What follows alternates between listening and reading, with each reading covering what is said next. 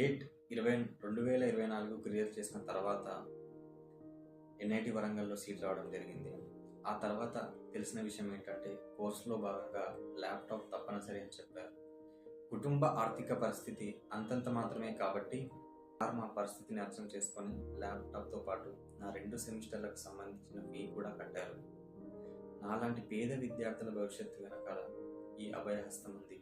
కేవలం విద్య అనే కాకుండా వైద్యం, మహిళా భద్రతపై అవగాహన, మహిళలకు ఉచిత టైలరింగ్ మరియు బ్యూటీషియన్ కోర్సులలో శిక్షణ, పురుషులకు ఉచిత డ్రైవింగ్ శిక్షణ, ఇలాంటి ఎన్నో కార్యక్రమాలను అభయ ఫౌండేషన్ గత 2 దశాబ్దాలుగా నిస్వార్థంగా చేపడుతుంది.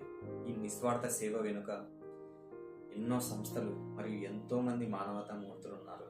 వాళ్ళందరికీ కృతజ్ఞతా భావంతో ఈ నెల 27న శ్రీ సత్యసాయి నిగమాగమంలో అభయ ఫౌండేషన్ తన 18వ వార్షికోత్సవాన్ని నిర్వహించబోతుంది. మీరందరూ అక్కడికి రావాలని కోరుకుంటున్నాను. మరియు మున్ముందు ఈ సమాజ సేవలో భాగం అవ్వాలని నేను మనస్ఫూర్తిగా కోరుకుంటున్నాను. మీ రాక కోసం నేను అక్కడ ఎదురు చూస్తూ ఉంటాను. నమస్కారం. జై హింద్.